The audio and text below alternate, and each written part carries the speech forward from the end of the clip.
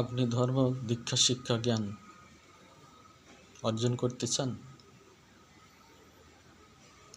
জানতে চান, তো আপনি টাচফোনের গুগলে ধর্মতত্ত্বে রিসার্চে ঢুকে যান। ওখানে গেলেই আপনি বিশ্বের শত যুগের ধর্মতত্ত্ব কাহিনী সবই পাবেন। আপনি যা রিসার্চ করবেন ওখানে তাই পাবেন সঠিক।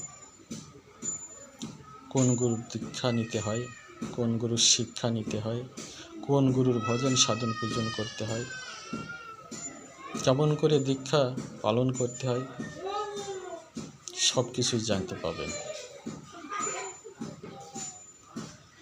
এই ডিজিটাল যুগে দুনিয়ার সব কিছুই গুগলে রিসার্চ করলেই পাওয়া যায়।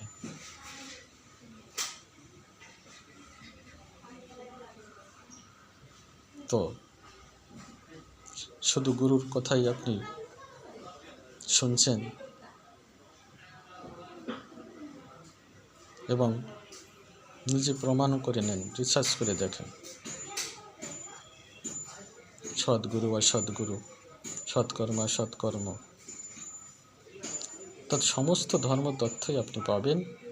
আপনার মনের ইচ্ছা মতো রিসার্চ করে দেখে নেন।